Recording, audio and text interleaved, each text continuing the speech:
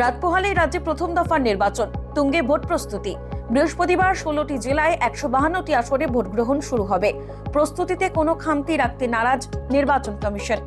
Commission সূত্রে জানা গেছে, প্রথম দফার মোট 44,376টি ভোট কেন্দ্র খোলা হয়েছে, যার মধ্যে 2,958টি অক্সিলিয়ারি বুথ রয়েছে। শহরাঞ্চলে থাকছে 5,487টি এবং গ্রামাঞ্চলে 35,931টি বুথ।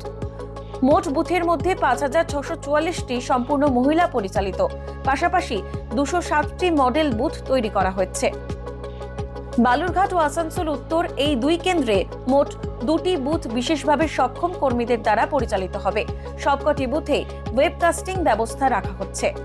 প্রথম দফার মোট প্রার্থী সংখ্যা 1,478 জন, যার মধ্যে 167 জন মহিলা।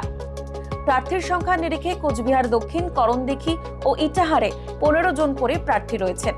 অন্যদিকে সবচেয়ে কম প্রার্থী রয়েছে চন্দ্রকোনা কেন্দ্রে, সেখানে প্রার্থীর সংখ্যা 5 জন।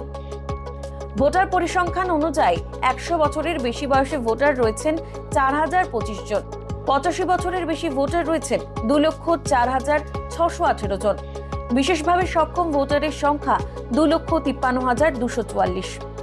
আয়তনের নিরিখে সবচেয়ে ছোট শিলিগুড়ি বিধানসভা কেন্দ্র, সবচেয়ে বড় কালিম্পং বিধানসভা কেন্দ্র।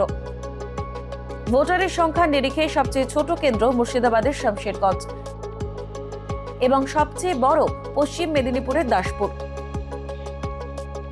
প্রথম দফার ভোটকে ঘিরে পরিকাঠামো, প্রযুক্তি ও নজরদারিতে এই প্রস্তুতি কমিশনের করা অবস্থানই স্পষ্ট করছে বলে মনে করছে প্রশাসনিক মহল।